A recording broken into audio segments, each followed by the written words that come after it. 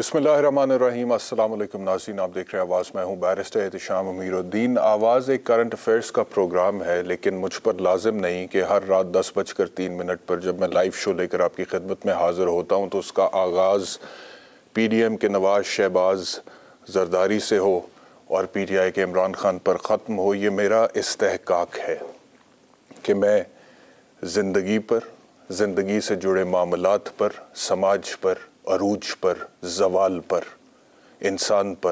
इंसान के अंदर छुपे हैवान पर और मौत पर अपने व्यूअर्स के साथ गुफ्तगू करूं, क्योंकि ये वो हकीकतें हैं जिनका सामना हमें रहता है। डॉक्टर आमिर लियाकत हुसैन के इंतकाले पुरमलाल के साथ आज एक अहद तमाम हुआ।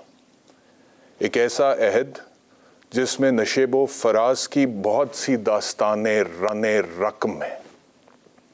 मौत बज़ाते खुद एक बहुत बड़ी ट्रेजेडी है, लेकिन मेरी नज़र में कभी कभी इस ट्रेजेडी से बड़ी ट्रेजेडी ये होती है कि जिन हालात में, जिन मामलात में, जिन वाक़यात में, जिस दुख, जिस दर्द, जिस कर्ब, जिस तकलीफ़ के साथ आप जाएं या जिस फ्रेम ऑफ माइंड के साथ वो गए, जिस डिप्रेशन, जिस स्ट्रेस के साथ, जिस ज़हनी कैफियत के साथ या जिस ज़हनी तनाव के साथ वो गए, रुखसत हुए, वो बाइस तकलीफ़ और काबिल अफसोस है। तो सबसे पहले a tribute to one of the greatest showman in the history of Pakistan, doctor Liaquat Hussain. हो सकता है कुछ लोगों को तकलीफ़ हो, क्योंकि हर तरह के लोग हैं हमारी सोसाइटी में, कि आप ट्रिब्यूट दे रहे हैं डॉक्टर आमिर लियाकत हुसैन को। हमें तो उनसे बड़ा इख्तलाफ था। आपको 100 इख्तलाफ हो सकता है डॉक्टर आमिर लियाकत हुसैन की सहाफ़त से, तर्ज़ सहाफ़त से, तर्ज़ सियासत से, उनकी शख्सियत से, उनके नज़रियात से, उनके मामलात से। But there is no getting away from the fact that he was one of the greatest anchors of his time। और जो अरूज था उन पर एक ज़माने में, वो कमाल अरूज था। और उर्दू ज़बान पर जो गिरफ्त थी उन्हें, वो कमाल थी। मज़हब पर बड़ी आला गुफ्तगू करते थे। रमज़ान ट्रांसमिशन के बानी थे और एक वक्त वो था कि शब कदर की रात में दुआ के लिए जब हाथ उठाते थे तो पूरी कौम के दिलों की धड़कन आमिर लियाकत हुसैन की ज़बान से निकलने वाले आवाज़, निकलने वाले अल्फाज की तासीर से जुड़ी होती थी। तो ये अरूज था। लेकिन हर इंसान की ज़िंदगी में अरूज भी है, ज़वाल भी है, और ये ज़िंदगी है। ज़िंदगी में ऐसे ही होता है, क्योंकि जो लोहे महफूज की तहरीर लिखने वाला है, वो अगर किसी की तकदीर में थोड़ा सा, इतना सा अरूज ज़्यादा लिख दे, इतना सा अरूज ज़्यादा लिख दे, तो वो सिकंदर बन जाता है, वो साइरस बन जाता है, वो जूलियस सीजर बन जाता है, वो अपने दौर का हाकिम, हुक्मरान, ताकतवर तरीन डिक्टेटर बन जाता है, वो हिटलर बन जाता है, वो मुसोलिनी बन जाता है। और अगर लोहे महफूज की तहरीर लिखने वाला आपकी तकदीर में थोड़ा सा, इतना सा ज़वाल लिख दे, तो आपको बहुत सारी चीज़ें फेस भी करनी पड़ती हैं। ज़वाल आते हैं, ज़िंदगी का हिस्सा हैं। मेरे ज़ाती तौर पे डॉक्टर आमिर लियाकत हुसैन के साथ इख्तलाफात हो सकते हैं। ज़ाती तौर पे एक इख्तलाफ हुआ भी था, लेकिन मैं उस हवाले से बात नहीं करना चाहता। I don't want to remember him with respect to that controversy. I want to remember him for the legend that he was. और इसी वजह से मैंने दावत दी है वसीम बदामी, जो कि बहुत बड़ा नाम है पाकिस्तान की टेलीविज़न इंडस्ट्री का। और रमज़ान ट्रांसमिशन में आमिर लियाकत हुसैन साहब जिस तरह से आप लोगों के दिल गरमाते थे, वसीम बदामी साहब उसी तरह उसी लेवल पे परफॉर्म करते हैं। तो वसीम बदामी साहब, बहुत शुक्रिया ज्वाइन करने के लिए। दोपहर को मेरी आपसे बात हुई, और जब बात हो रही थी तो जो आपके जज्बात की शिद्दत थी वो मैं महसूस कर सकता था, और जो ज़हनी कैफियत थी वो भी मैं महसूस कर सकता था। Let me tell my viewers कि थोड़ी देर बाद मैंने वसीम को ARY न्यूज़ की स्क्रीन पर देखा इकॉनमी डिस्कस करते हुए।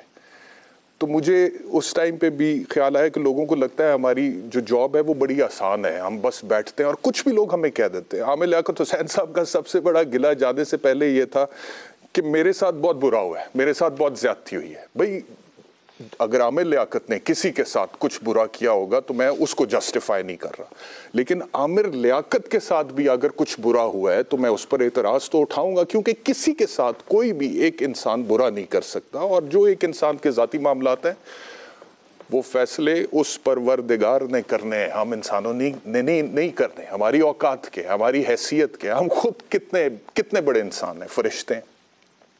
तो वसीम बदामी साहब, मैं देख रहा था, मेरी आपसे बात हुई, आपकी ज़हनी कैफियत, ज़ाहिरी बात है आपका एक रिलेशनशिप था, आप उन्हें रिस्पेक्ट भी करते थे। आपके अल्फाज मुझे याद हैं 2018 की इलेक्शन ट्रांसमिशन हम इकट्ठे कर रहे थे, आपने कहा था you can love Aamir Liaquat, you can hate Aamir Liaquat, but you can not ignore Aamir Liaquat. और आखिरी टाइम तक ये बात दुरुस्त रही। How would you define Aamir Liaquat? बिस्मिल्लाहिर्रहमानिर्रहीम, इन्ना लिल्लाहि व इन्ना इलैहि राजिऊन। एहतिशाम में एक तो सबसे पहले तो आई कांट एग्री मोर, जो कुछ आपने कहा उसके एक एक हर्फ से, and I really respect you for the fact कि आपका ज़ाती एक वो मामला रहा, लेकिन वो कहते हैं ना, किसी की दुश्मनी तुम्हें इस बात पे आमादा ना कर दे कि फिर तुम उसके खिलाफ सब कुछ जायज़ समझो।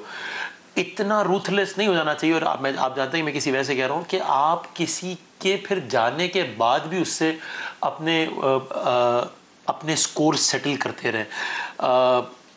बल्कि अब चूँकि मैं मतलब अब एक्सक्यूज़ मी अगर मैं मेरे अल्फाज की तरतीब और वो उसके तो मुझे माज़रत की माफ़ कीजिएगा, लेकिन ये भी देखना चाहिए आमिर साहब के जो कुछ हुआ उनके साथ, जिस स्टेट ऑफ माइंड में थे, वो एक सीक्रेट नहीं है, होता है, मुझे ज़रा ज़्यादा मालूम हो चुके, मैं ज़्यादा राब्ते में था, लेकिन पता अंदाज़ा तो सबको है। लेकिन वो एकदम एक नेक्स्ट लेवल पे उस वक्त चला गया जब उनकी कुछ ये एक दो वीडियोस जो आखिर में लीक हुई। तो सबसे पहले तो मतलब वो मुझे अफसोस है, अब मैं बड़े मोहताद अल्फाज में कह रहा हूँ कि वो उनके घर से वो वीडियो लीक नहीं होनी चाहिए थी। और दूसरा ये कि जिसने वो वीडियो मिलने के बाद फिर पोस्ट कर दी, यानी मैं बहुत गुनाहगार आदमी हूँ, मैं बहुत ख़ताकार आदमी, मैं किसी को लेक्चर नहीं दे रहा, लेकिन ये मतलब ये अल्लाह से डरने वाली बात नहीं है। मैं फिर कह रहा हूँ कि मैं किसी को लेक्चर नहीं दे रहा कि अल्लाह, मैं बहुत ज़्यादा गुनाहगार आदमी हूँ, लेकिन हैव अ हार्ट। मतलब आप सिर्फ ये करके कि यार ये तो बिकेगा ना, इस पर तो व्यूज़ की बड़ी गेम बनेगी। आपने किसी की बेडरूम की वीडियो, एक तो बाहर ही नहीं निकलनी चाहिए थी उनके घर से, जाहिर सी बात है, गोज़ विदाउट है, उसको आपने लीक कर दिया और उसकी वजह से ये मामला बहुत ज़्यादा ख़राब हो गया। कंट्रीब्यूटिंग फैक्टर्स बहुत सारे थे, लेकिन ये बिल्कुल ही एक नेक्स्ट लेवल पे ले गया सारी चीज़ों को। तो मैं अगेन आमिर साहब के बहुत सारी चीज़ों पे मुझे इख्तिलाफ था, जिसका मैंने खुल के इज़हार किया, और उनके सामने बैठ के तो बहुत ही खुल के इज़हार करता था। चले मैं आपके प्रोग्राम में खुल के एक बात कर देता हूँ, इस दुनिया में जो लोग इस वक्त नहीं हैं मेरे चाहने वालों में से, उसमें सबसे ज़्यादा अजीज़ जो शख्स है मुझे, उसका नाम जुनैद जमशेद है। और आमिर भाई ने जुनैद भाई के हवाले से जो कहा, वो उससे ज़्यादा सख्त अल्फाज किसी ने भी नहीं कहे।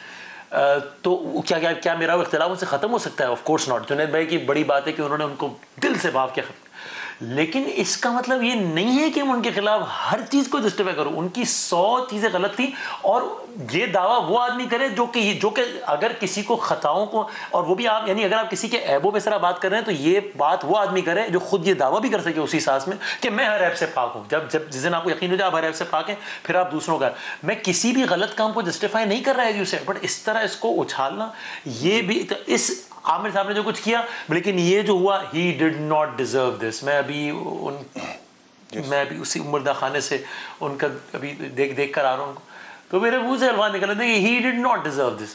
दिस गोज विदाउट सेइंग कि उनको बहुत सारी चीज़ें बेहतर हो सकती थी, लेकिन ये इस दास्तान का इस अंदाज से इख्तिताम नहीं होना चाहिए था जिस अंदाज से हुआ है। मैं यही बात कर रहा था वसीम, आपने कहा कि he did not deserve this, and I totally agree with you. Aamir Liaquat Hussain sahab की बहुत सारी चीज़ों से इख्तलाफ हो सकता है, जैसे मैंने पहले भी कहा, सियासत से, सहाफ़त से, उनके कुछ स्टेटमेंट से इख्तलाफ हो सकता है, लेकिन उनके साथ जो कुछ हुआ, और वसीम हमने देखा, आमिर लियाकत हुसैन का अरूज भी देखा हुआ है। मतलब कि बड़ा आसान है अभी कह देना, हमारे मीडिया में बहुत सारे लोगों को ये आदत होती है, नहीं जी नहीं, हम तो किसी को नहीं देख के इंस्पायर होते थे, लेकिन Aamir Liaquat Hussain was an inspiration of his time. Would you agree with that? वो अरूज हमने देखा आमिर लियाकत हुसैन साहब का। और इंसान की ज़िंदगी जो है वो बड़ी फ्रेजाइल है, बड़ी अनप्रडिक्टेबल है, और आपको नहीं पता लगता कभी मामलात कैसे ख़राब हो जाएं। लेकिन जो हकीकी दुनिया जितनी ज़ालिम है ना, आमिर लियाकत को गिला एक ये था कि सोशल मीडिया की दुनिया बहुत ज़ालिम है, और यकीनी तौर पे उसे बहुत ज़्यादा ज़ालिम है।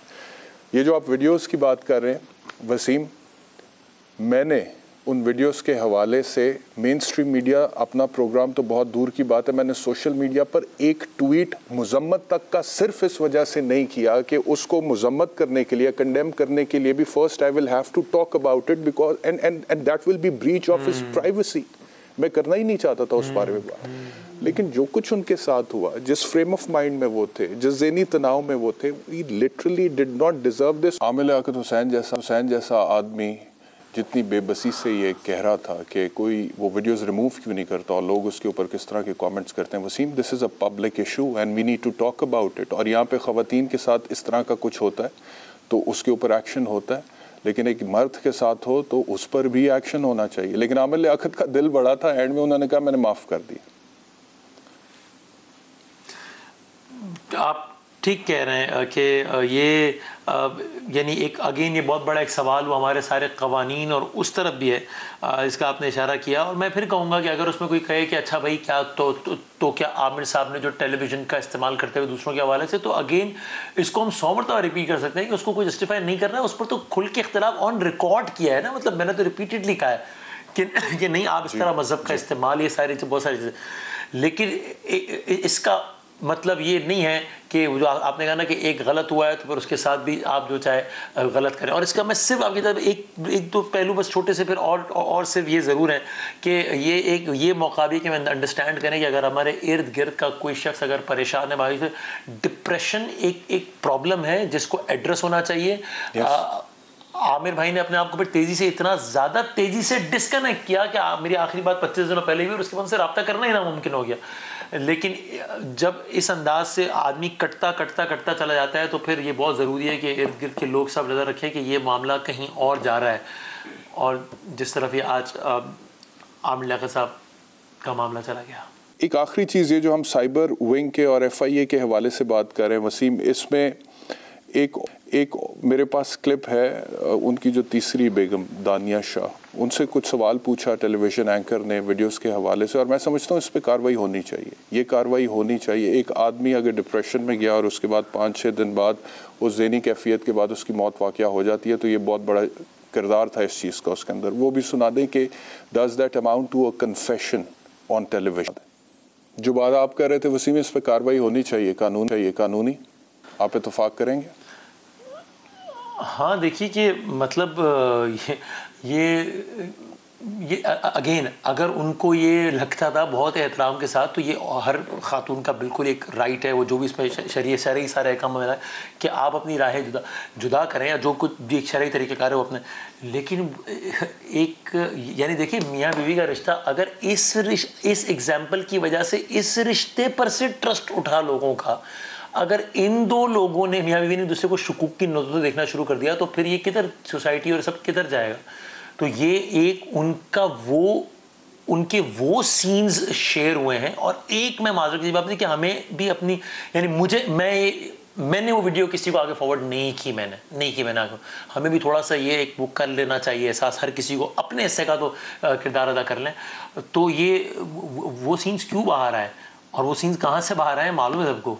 तो और उन सीन्स की वजह से फिर ये हुआ है जो हुआ है, तो बिल्कुल क्यों नहीं होना चाहिए एक्शन। और मैंने सिर्फ इसलिए मैंने वसीम, क्योंकि आपने भी बात की, मैंने भी इसलिए बात की कि एक बंदा डिप्रेशन की हालत में चला गया उन वीडियोस की वजह से, तो बात करना तो बनता था, और बंदा भी जो था उसको पूरी कौम जानती थी। आखिर में आमिर लियाकत हुसैन के हवाले से क्या कहेंगे? आपका जो ताल्लुक था, रिलेशनशिप था, क्या लेगेसी है आमिर लियाकत हुसैन की? आमिर लियाकत एक फिनोमिना था, और ये मैं इसलिए नहीं कि मैं भी आज वो इस दुनिया में कह रहा हूँ, वो यानी कि पाकिस्तान यानी आज जब मैं अभी उनकी डेड बॉडी देख रहा था तो मेरे जहन में मनाजिर आ रहे थे। We have always seen Aamir Liaquat as the most energetic person around, as the most entertaining person around, as the most versatile person around. और फिर वो एक इस तरीके से एक बुरा दूसरा रुख, तो काश में ज़िंदगी का जो दूसरा रुख था वो उस अंदाज सामने ना आता। एक लेसन भी कि अपने मिजाज की कुछ चीज़ें होती हैं जिनको बहुत वक्त पे कर्टेल कर लेना चाहिए, वरना बढ़ते मामला बड़े हाथ से निकल जाते हैं। लेकिन तो अब एज अ टेलीविज़न पर्सन इस पे क्या दोहरा हो सकती है कि मैं तो उनकी ज़िंदगी में कहता था, भी दोहराता हूँ कि आमिर लियाकत जैसा टीवी पर्सन पाकिस्तान ने अपनी हिस्ट्री में मेरे ख्याल में तो नहीं देखा, जो इतना वर्सेटाइल और जिसने जो काम किया उसको कमाल फिनोमेना बना दिया। रमज़ान ट्रांसमिशन, गेम शो और सारा कुछ। क्या बात है। मैं बस आपकी तरफ से ये रिक्वेस्ट करूंगा सबसे कि कोई इंसान भी ख़ताओं से पाक नहीं है, तो जिसका भी उनके जिस एक्ट की वजह से अगर किसी का दिल दुखाओ तो ये वो वक्त है कि हम बस दिल से माफ़ करें और ये दुआ करें कि अल्लाह ताला उन पे आज की रात से लेके बस हमेशा तो रहने वाली ज़िंदगी है, अल्लाह ताला बस उनकी आखिरत के मामलात को आसान फरमाए इंशाअल्लाह।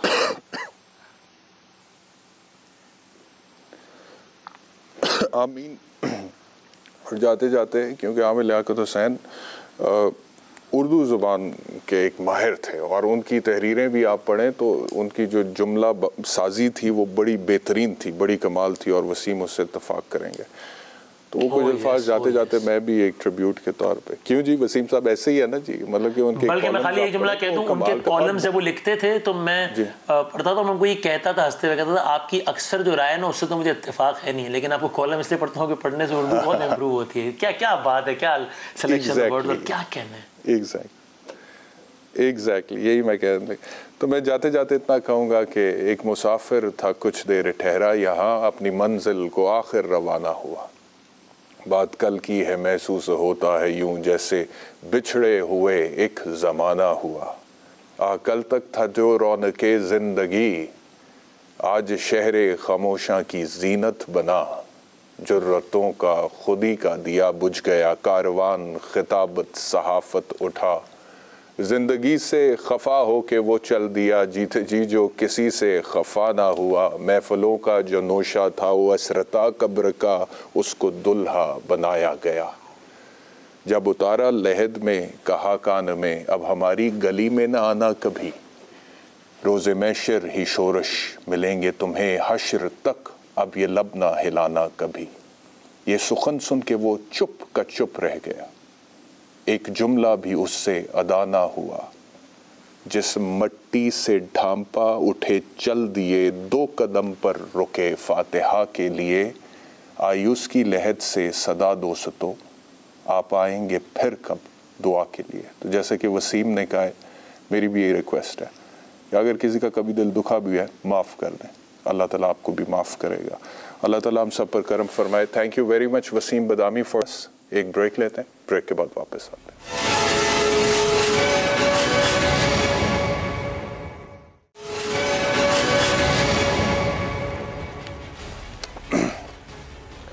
वेलकम बैक टू आवाज़। बात करते हैं कुछ मईशत के हवाले से, क्योंकि अब बजट जो है वो सामने आ रहा है, मतवक्का बजट 2022-2023 का, और इक्तिसादी सर्वे की जो रिपोर्ट है उसके अहम खदोखाल भी सामने आ गए हैं। पाकिस्तान तहरीक इंसाफ की जो परफॉर्मेंस थी पिछले एक साल में, जो उनका बजट था उसकी क्या सूरत हाल थी, और अब जो मतवक्का बजट है वो क्या सूरत हाल है, दोनों चीज़ें मैं आपके सामने पेश करूँगा। पिछले एक साल में पाकिस्तान तहरीक इंसाफ ने कहाँ पर अच्छा परफॉर्म किया वो भी आपको बताते हैं, और कहाँ पर वो अच्छा परफॉर्म नहीं कर सके वो भी आपको बताते हैं। पहली चीज़, जो पिछला साल था, इक्तिसादी रिपोर्ट सर्वे जो कि वजारत ख़जाना की तरफ से हर साल दी जाती है बजट से एक दिन पहले, वो हमें ये बताती है कि पिछले साल जब इमरान खान साहब की गवर्नमेंट थी तो GDP की शरह 6% रिकॉर्ड की गई थी, लेकिन हदफ 4.8% मुकर्रर किया गया था। यानी कि ये पाकिस्तान तहरीक इंसाफ की अचीवमेंट है कि हदफ 4.8% ग्रोथ रेट का था, लेकिन अचीव किया 6%। इसी तरह ज़रई शोबे की शरह नमू 3.5% हदफ था, लेकिन उसकी निस्बत 4.4% रिकॉर्ड की गई। सनती शोबे की शरह नमू जो नमू थी वो 6.6% हदफ था, लेकिन उसकी निस्बत 7.2% रिकॉर्ड की गई।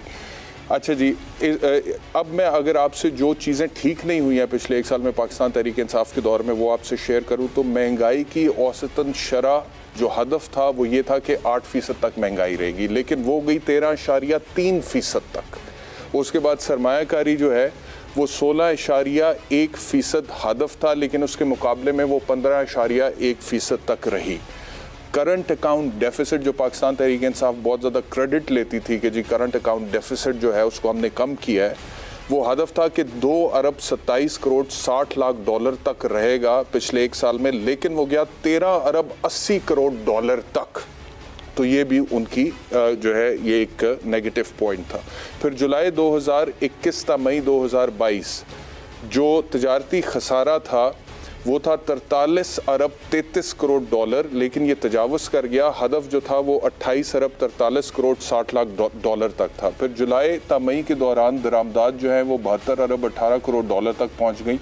हदफ जो था वो 55 अरब 26 करोड़ 60 लाख डॉलर मुकर्रर किया गया था। अच्छा, फिर मैं आपसे एक चीज़ और अर्ज़ करूं कि जब पाकिस्तान मुस्लिम लीग नवाज़ की गवर्नमेंट गई थी 2018 में, तो जो शरह नमू थी वो 6.1% पे थी। जब पाकिस्तान तहरीक इंसाफ की गवर्नमेंट गई है 2022 में तहरीक आदम एतमाद की कामयाबी के बाद, तो शरह नमू 5.97% पर थी।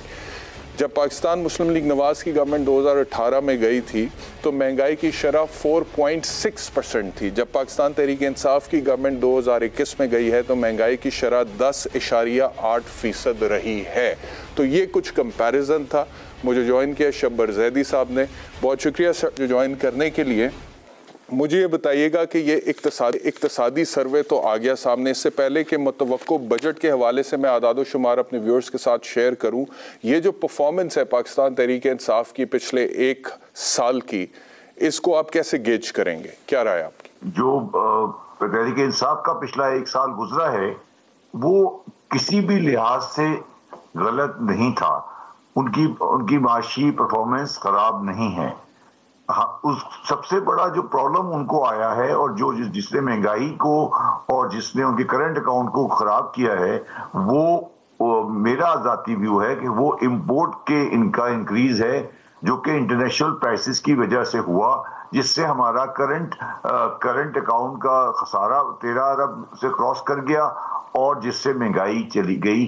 तो अगर आप किसी भी लिहाज से ये कहें कि पीटीआई की गवर्नमेंट की माशी परफॉर्मेंस जो उनकी चीज उनके काबू में थी उस लिहाज से गलत है, तो मैं समझता हूँ वो बात सही नहीं है। और उन्होंने पिछले साल में बुरा परफॉर्म नहीं किया, उन्होंने तकरीबन सब टारगेट मीट किए हैं। और वो बात उनको ये जाती है कि उनको ये कहा जाए कि उन्होंने कोई गलत इकोनॉमिक पॉलिसी अपनाई थी या कोई ऐसी चीज की थी जिसने पाकिस्तान की मईशत को नुकसान पहुंचाया है।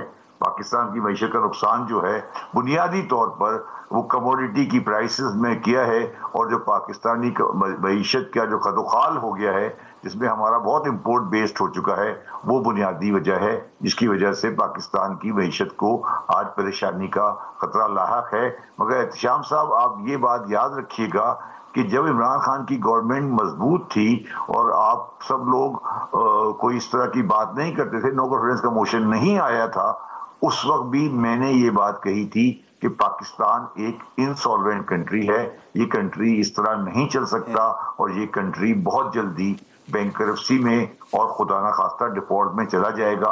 आज सब आप लोग मेरी बात मान रहे हैं और मैं आज भी उसी बात पे कायम हूँ। अब ये जो मुतवक्का बजट है शब्बर जैदी साहब, इसका हुजूम जो है, ये एको अमेरिकान में प्रोड्यूस साहब देखिएगा, इसका जो हुजूम है वो 9,000 अरब से ज़ायद होने का इम्कान है। शरह नमू जो है वो 5% रखी जाएगी। तनख्वाह और पेंशन में 10% इजाफा मुतवक्को है। सब्सिडी की मद में 650 अरब रुपए रखे जाने की तजवीज़ है। सिविल हुकूमत चलाने के लिए 550 अरब रुपए मुख्तस किए जाने का इम्कान है। FBR की टैक्स वसूलियों का जो हदफ है वो 7,255 रुपये है, तजवीज़ किया गया। नॉन टैक्स रेवेन्यू वसूली का हदफ 2,000 अरब रुपए के लगभग रखा जाएगा। बजट का जो खसारा है वो 4,000 अरब से ऊपर मुतवक्को है। कर्ज और कर्ज पर सूद की अदायगी के लिए 21 अरब डॉलर मुख्तस किए जाएंगे। बैरूनी कर्ज की अदायगी के लिए 3500 अरब, मुकामी कर्जों की अदायगी के लिए 700 अरब। मुख्तलिफ ज़राए से 4,600 अरब कर्ज लेगी ये हुकूमत अगले एक साल में। पेंशन की अदायगी के लिए 530 अरब रुपए और तरक्याती बजट का जो हुजम है वो 800 अरब रुपए। इस बजट को कैसे देख रहे हैं आप पिछले साल के बजट के कंपैरिजन में? ये बजट कुछ नहीं है, ये तो फिगर है, ये सारी फिगर है और ये इस सारी खेल का जो लगाम है वो आपके हाथ से निकल चुकी है। आपका जो बजट है, जो बजट आ रहा है, जो आप रेवेन्यू बता रहे हैं वो 9,000 बता रहे हैं। 9,000 में से 4,000 तकरीबन चला जाएगा सूबों को और 5,000 बचेंगे फेडरल गवर्नमेंट के पास, जिसमें से तकरीबन 4,000 का कर्जों में चला जाएगा। 1,500 से ऊपर का डिफेंस का खर्चा है। तो ये फेडरल गवर्नमेंट नहीं चल सकती। ये सारी बातें सिर्फ लफाजी है। फिगरें मिला लेंगे, बात कर लेंगे, मगर ये पाकिस्तान का जो माशी निज़ाम है, इस फेडरल गवर्नमेंट इस तरीके से नहीं चल सकती। ये 4000 का आप अगले साल बजट में खर्चों में ऐड कर देंगे और फिर वो जो डेट सर्विसिंग है वो मजीद बढ़ जाएगी। तो ये जो विशेष सर्कल है ये पाकिस्तान की मईशत को नहीं चलने दे रहा है। आपको पाकिस्तान ये बाकी फिगर्स है, मैं इस पर कोई मतलब ये जो आपने सारी बातें की है कि ये डेट सर्विसिंग है, ये डिफेंस है, ये पेंशन है, ये सब हमें पता है। इसमें ये तो मतलब कोई फिगर नहीं, ये तो एक फाइनेंस डिवीजन क्लर्क भी बता देगा आपको कि क्या होगा। और मैं आपको ये अगले 4 साल का बता सकता हूँ कि अगले 4 साल में क्या होगा। तो इसको आप बहुत ज्यादा अहमियत नहीं दें, आप ये सिर्फ देखें। तो मुझे बताएं अगले 4 साल में क्या होगा शबर जैदी साहब? जो हालात, जो मामला, जो वाकयात आप देख रहे हैं, जिस तरह से हम IMF के ऊपर डिपेंडेंट हैं, अगले 4 साल में क्या होगा? कोई हालात बेहतर होंगे या इससे ज्यादा खराब होंगे या इसी तरह के रहेंगे? अगर पाकिस्तानी कौम ने अपना माशरती और माशी सिस्टम चेंज नहीं किया तो पाकिस्तान अगले 4 साल में डिफॉल्ट में चला जाएगा। इसके लिए हमें माशरती और सोशलॉजिकल चेंज चाहिए। मैं मिसाल देता हूं कैसे करना चाहिए, मैं बताता हूं। इक्तिसादी माशरती सिस्टम ठीक कैसे करना चाहिए, मैं बताता हूं आपको। देखिए, आपके पास इस वक्त बिजली के पावर प्लांट की कमी नहीं है। आपके पास बिजली बनाने के फ्यूल के देने के पैसे नहीं है कि आप बिजली घर को कैसे फ्यूल कहां से लाएंगे, वो डॉलर आपके पास नहीं है। यही मसला श्रीलंका में भी है कि उनके पास भी डॉलर नहीं है ये देने के लिए कि बिजली कैसे। तो हमारे पास ये कमी नहीं है कि बिजली बनाने का कारखाना नहीं है, हमारे पास बिजली बनाने के लिए। शबर साहब, अगर आप 1 सेकंड तवक्कुफ कीजिएगा, पाकिस्तान पीपल्स पार्टी से कमर जमान कायरा साहब ने हमें ज्वाइन किया। कायरा साहब, बहुत शुक्रिया हमें ज्वाइन करने के लिए। साहब, हम डिस्कस कर रहे हैं मतवक्को बजट, जिसमें बजट खसारा 4000 अरब से ऊपर है एक्सपेक्टेड। और पिछले साल का जो इक्तिसादी सर्वे था पाकिस्तान तहरीक इंसाफ के दौर का जो बजट था वो भी हमने अभी डिटेल में डिस्कस किया, फैक्ट्स एंड फिगर्स दिए हैं, आदाफ क्या थे, अचीव क्या हुआ, क्या अचीव नहीं हो सका। अब ये वाला जो बजट है, आपकी जो मखलूत हुकूमत है, इसके मुख्तलिफ तर्जुमान खुद कह चुके हैं कि ये कोई बहुत अच्छा बजट नहीं होगा, सख्त होगा, टैक्सेस बढ़ेंगे। तो इस 1 साल में अगर टैक्सेस बढ़ेंगे, मुश्किल बजट होगा, तो आप लोगों के लिए तो फिर आने वाले इलेक्शन में बड़ा मुश्किल हो जाएगा कैंपेन करना इलेक्शन के हवाले से। तो आपको लगता है बड़ी एक मुश्किल सिचुएशन में आप लोग हैं, जहाँ पर आपने सख्त फैसले भी करने हैं और कर भी रहे हैं, और सियासी तौर पर उसकी वजह से गैर मकबूल भी होंगे आने वाले इलेक्शन में जो 1 साल बाद है, अगर ये आप टेन्योर पूरा करते हैं? देखिए, पहली गुजारिश ये है कि टेन्योर तो पूरा करेंगे। इशू ये है कि ऑप्शंस क्या है। इस वक्त जो ऑप्शंस ये गवर्नमेंट ले रही है उसके अलावा कोई मुतबादल ऑप्शन है कि हमने ये स्टेप लिया, ये नहीं, ये लेना चाहिए। फर्ज करें अगर 4000 अरब का खसारा आ रहा है तो उस खसारे को कम करने का अगर कोई तजवीज़ हो, अगर कोई और रास्ता हो कि जी यह बजट दे रहे हैं, इसको 3000 अरब पे लाया जा सकता है, ये काम कर दें, कोई हमें इकोनॉमिस्ट बता दे, कोई और हमें साथी बता दे, बिल्कुल हम उनकी बातें सुनने, उस पर अमल करने को तैयार हैं।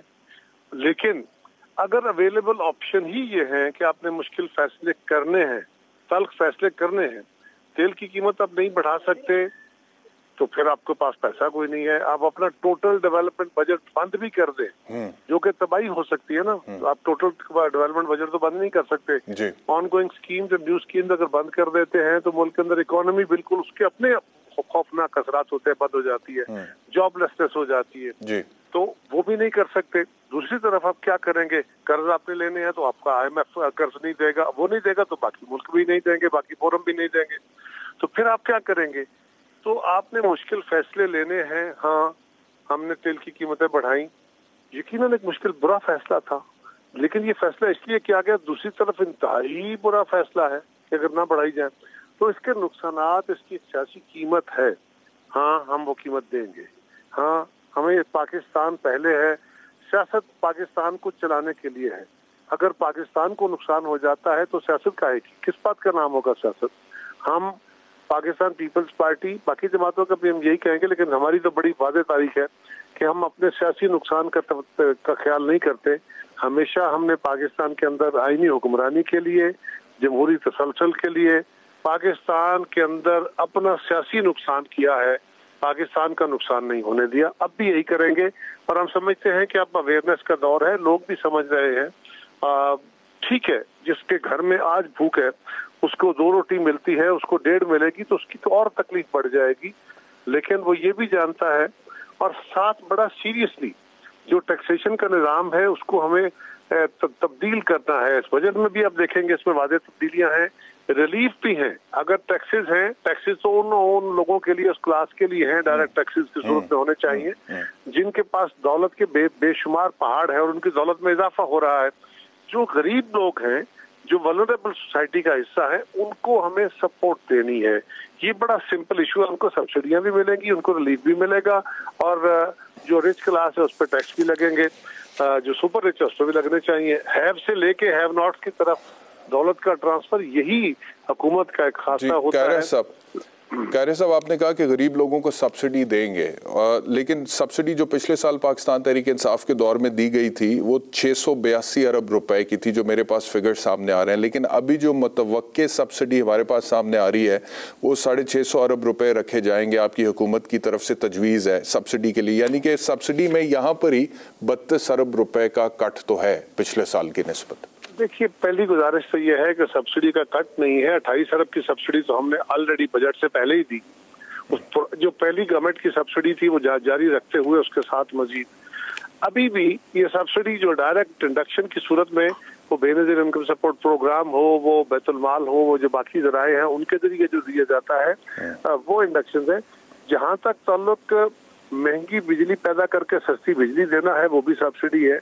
तेल की कीमत में उतना इजाफा ना करना वो भी सब्सिडी है। और आज आलमी मंडी में जो तेल की कीमत है और जो पाकिस्तान में बावजूद 60 रुपए बढ़ाने के फिर भी जो डिफरेंस है वो 650 अरब से कहीं ज्यादा होगा। लेकिन ये टारगेटेड सब्सिडी का मैं जिक्र कर रहा हूँ, सब्सिडियां कम नहीं होंगी। देखिए, एक बात बड़ी सिंपल है, हमने टारगेटेड सब्सिडी क्यों इस पे हमारा इसरार है कि एक बंदा है जो 4, 5, 6 करोड़ की लैंड क्रूजर में घूमता है, मर्सिडीज में घूमता है, वो भी 100 रुपए लीटर सब्सिडी वाला तेल इस्तेमाल करता है। और जो 70 सीसी मोटरसाइकिल इस्तेमाल करता है मजदूर, वो 1 लीटर डलवाता है तो उसको 100 रुपए सब्सिडी मिल जाती थी। अगर वो लैंड क्रूजर वाला 100 लीटर डलवाता है उसके मुकाबले में। तो इस बजट में कर रहे हैं आप ये 10,000 के सब क्लासिफिकेशन कर रहे हैं कि लैंड क्रूजर वाले को इतने में पेट्रोल मिलेगा और मोटरसाइकिल वाले को इतने में? हम पेट्रोल की कीमतें बढ़ा के जो वल्नरेबल सोसाइटी का हिस्सा है उसको आपने सब्सिडाइज तेल देना है, उसके लिए बिल्कुल टारगेटेड काम कर रहे हैं। उसके लिए मैकेनिज्म तैयार हो गया है, कोई मोडस ऑपरेंडी तैयार हो गया? ऑलमोस्ट तैयार है, उसको बड़ी तेजी से काम जारी। बिल्कुल ठीक है। शब्बर साहब, आप हमारे साथ हैं। कायरा साहब की गुफ्तगू के हवाले से अगर आप कोई तबसरा करना चाहें तो यू मोस्ट वेलकम। उसके बाद मैंने सियासी तौर पे कायरा साहब से 1-2 सवाल पूछना, और अगर आप भी कायरा साहब से कुछ पूछना चाहें तो शब्बर साहब। मैं जवाब देता हूँ। देखिए, कायरा साहब ने कहा कि कोई हल बताएं कि जो हमारा डेफिसिट कम हो। मेरा कायरा साहब से सवाल है, और ये कायरा साहब से नहीं हर एक से सवाल है, कि आप मुझे ये बताएं कि फेडरल गवर्नमेंट के पास ये बेनजीर इनकम सपोर्ट प्रोग्राम, ये कामयाब जवान प्रोग्राम, ये सब किस खाते में काम किया जा रहा है? कौन से आइन में लिखा है कि ये हो सकता है? ये सारे काम सूबाई गवर्नमेंट के हैं। आपने जब 18वीं तरमीम कर दी, सूबाई गवर्नमेंट को पैसे दे दिए, तो ये काम उनके खाते में डालें। इससे आपका बजट डेफिसिट भी कम होगा और आपका ये सिलसिला भी कम होगा। ये कोई बादशाहत नहीं है कि मैंने फैसला किया कि मैं लोगों को डोल आउट कर दूं पैसे। ये मैंने बड़ी स्टडी की है बैठ के, कल अभी रात को भी और कल भी, कि ये जो सारा बेनजीर इनकम सपोर्ट प्रोग्राम, ये एहसास प्रोग्राम, ये कामयाब जवान प्रोग्राम, ये सारे जो हमने खर्चे पकड़े हुए हैं, ये सब गलत हैं। इन सबको सूबाई गवर्नमेंट के पास होना चाहिए। 18वीं तरमीम के बाद कोई रास्ता नहीं है इसका। आखिरी बात, जो आपको बजट डेफिसिट कम करना है तो कल आप स्टील मिल प्राइवेटाइज करें। ये नहीं हो सकता कि आप ये कहते रहें कि स्टेट ओन्ड एंटरप्राइज के पैसे हम जेब से देंगे। और ये आपने सब्सिडी की बात की है, ये सब्सिडी की फिगर बैलेंसिंग फिगर है, ये डिपेंड करेगी जो प्राइसेस आने वाली है। आखिरी बात जो मैं कहना चाहता हूं, जो करना नहीं चाहते ये लोग, वो ये है, और ये नहीं कोई भी नहीं करना चाहता, वो ये है कि 3,500 मेगावाट की बचत हो सकती है अगर ये अपनी दुकानें 6 बजे बंद कर दें और रात को 12 बजे तक नहीं खोलें। अभी 8 बजे करते भी इनकी जान जा रही है। तो ये अगर आपको 3,500 मेगावाट की बिजली की बचत होती है तो उससे तकरीबन हमारा 1.5 अरब रुपए का डॉलर बचता है। बात ये है श्याम साहब कि नहीं करना है, ये सिर्फ स्टेटस क्यू की बात करें। दूसरी बात, ये जो आप कह रहे हैं कि इन्होंने किया, ये इनके पास चॉइस नहीं है। इसका अगर जवाब ले लें हम कायरा साहब, एक मिनट, जो बात आपने कही है, चॉइस नहीं है, ये फैसला इनका नहीं है, मेरी बात समझे, ये फैसला इनका नहीं है। मेरे जैसा बंदा क्या जवाब देगा? शब्बर साहब तो एक्सपर्ट हैं इकोनॉमी के, और वो बेहतर जानते हैं इकोनॉमी को, और उनकी तजावीज मोर और लेस मैं ज्यादातर उनकी तजावीज के साथ एग्री करता हूँ। शब्बर ने बड़ी अपने दौर में भी मेहनत की, अपनी उस हुकूमत के साथ भी लड़ाई लड़ी, और आज भी सोशल और इकोनॉमिक इश्यूज के ऊपर इनका मौक़िफ़ बड़ा वाज़ेह और दो टोक है। लेकिन ये बात भी बहरहाल है कि आपने चीजों को चलाने के लिए नेशनलिटीज एंड सब नेशनलिटीज को, जो मुख्तलिफ आइडेंटिटीज आपके मुल्क के अंदर होती हैं पॉलिटिकली या एथनिकली, आपने उनके भी डिमांड्स का ख्याल रखना है। ये बिल्कुल दुरुस्त बात है कि पाकिस्तान में इस वक्त बहुत सारे कार्टेल्स हैं, बहुत सारे प्रेशर ग्रुप्स हैं जो हुकूमत के हाथ बांध के रखते हैं, और जो यूनिटरी गवर्नमेंट्स होती हैं या अथॉरिटेरियन गवर्नमेंट्स होती हैं उनमें ये फैसले करना बड़ा आसान होता है। मिफ्ता साहब खुद रहे हैं हुकूमत में, वजीर रहे हैं, बहुत सारे फैसले ये करना चाहते थे, नहीं कर पाए क्योंकि इनको स्पेस नहीं दी गई। उस वक्त जो उनके इत्तेहादी हैं या गवर्नमेंट के अपने अंदर बैठे हुए या स्टेट के मुख्तलिफ जो ऑर्गन्स हैं, वहां से आपको वो स्पेस नहीं मिलती। तो ये एक बड़ी स्ट्रगल है, छोटी से नहीं, आसान नहीं है ये, और ये मुझसे और आपसे ज्यादा बेहतर जानते हैं क्योंकि he has faced all this issues. बिल्कुल ठीक है। शब्बर साहब बहुत शुक्रिया हमें ज्वाइन करने के लिए, कह साथ रहिएगा। एक और इशू पे आपसे बात करनी है। डॉक्टर शहबाज गिल ने आज एक ट्वीट की है मकसूद चपड़ासी के हवाले से, और मैं वो ट्वीट पढ़ देता हूँ क्योंकि मकसूद चपड़ासी साहब जो है उनकी मौत वाक़या हुई है दुबई में। तो वो कहते हैं जी, मकसूद चपड़ासी, डॉक्टर रिजवान और नवीद, ये तीनों लोग शरीफों के मनी लॉन्ड्रिंग के अहम किरदार थे। तीनों को हार्ट अटैक हुआ, 2 हलाक कर दिए गए और नवीद ज़िंदगी मौत के दरमियान लटक रहा है। ख़दशा है कि तमाम लोगों को ख़ास किस्म के केमिकल उनके खाने में देकर ये हार्ट अटैक करवाए गए हैं, इनको कत्ल किया गया है। ये तो बराह रास्त इल्ज़ाम लगा रहे हैं। देखिए, मेरा ख्याल है कोई सेंसेबल किसी बंदे के अगर ट्वीट हो और उसका कोई आर्गूमेंट हो तो उस पर तबसरा किया जाए। ये नॉनसेंस आर्गूमेंट्स, बेसलेस आर्गूमेंट्स, और वो बंदे जो अपने झूठ बोलने के माहिरीन हैं उनके झूठ के ऊपर क्या बातें की जाए, उनके ख्यालात के ऊपर, उनके प्रोपेगेंडा के ऊपर क्या तबसरा किया। लेकिन इमरान खान साहब अपने जलसों में कह चुके हैं पहले डॉक्टर रिजवान के हवाले से। कहते लेकिन जो बात हकायक में है उसके मुताबिक ही बात की जा सकती है ना जी। मैं आपसे इत्तफाक करता हूँ, लेकिन we can not deny the fact Kaira sahab के खान साहब की एक बड़ी फॉलोइंग है, और मैं तो ये कह चुका हूँ अपने शोज के अंदर, उनकी फॉलोइंग से इनकार नहीं है। मैं तो ये कह रहा हूँ कि सेंसिबल गुफ्तगू के ऊपर आर्गुमेंट हो सकता है, नॉनसेंस गुफ्तगू पर नहीं, लेकिन अगर इतना बड़ा मातम हो सकता है। जी बिल्कुल ठीक आप कह रहे हैं, लेकिन मेरा सवाल आपसे ये है कि अगर इतना बड़ा कोई इल्जाम बगैर सबूत के लगा देता है तो मतलब कि आप लोगों की पॉलिसी है कि आपने उसको इग्नोर करना है, अवॉइड करना है। बहुत बड़ा इल्जाम है, कत्ल का इल्जाम है। देखिए, जिस दिन इस इशू को पकड़ के शहबाज गिल या इस तरह के लोगों के खिलाफ कोई एक्शन होगा तो फिर आप ही सारे दोस्त खड़े होकर मीडिया के कह रहे होंगे कि ये गवर्नमेंट इंतकामी कार्रवाई नजर आई है। मैं इस बात का हामी हूँ कि अगर कोई इल्जाम लगाता है और बेसलेस जो, और वो तसलसल के साथ लगाते हैं, तो इन इल्जामात को जब अदालतों में लेके जाया जाता है तो अदालतों का रवैया भी इसी तरह होता है कि चले छोड़े, अगले ने माफी जो मांग दी है चलो छोड़े।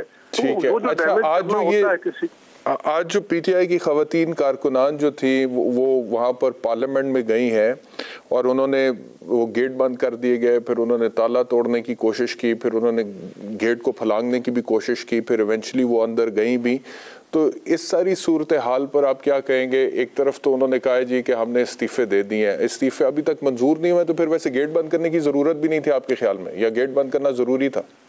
नहीं, देखिए ना, अगर तो कोई बंदा आ रहा है कि जी हमने पार्टिसिपेट करना है, पार्टी फैसला करे, बिस्मिल्लाह, उनको आना चाहिए। और मैं बिल्कुल ये बात उनको दावत दूंगा, खान साहब को भी दावत दूंगा कि आपने गुस्सा दिखा लिया, आपने नफरत फैला ली, आपने तकसीम कर ली, जो कर सकते थे अब कर चुके। अब एक जमहूरी और आईनी रास्ता है, अगर वो तो तब्दीली का रास्ता इख्तियार करना है तो जरूर करें, लेकिन अगर उससे हटके कोई रास्ता आप इख्तियार करना चाहते हैं तो उसके लिए कोई गुंजाइश नहीं है। जिस तरह हमने आपको हटाया, आप भी हमारे हटाने के लिए आप कोशिश करके देख लीजिए। लेकिन अगर आप ताकत के जोर पे रियासत को तातल में डाल के इदारों के ऊपर हमला आवर होके पाकिस्तान के अंदर एक पैनिक फैला के एक निज़ाम में तब्दीली चाहते हैं तो ये नहीं होनी।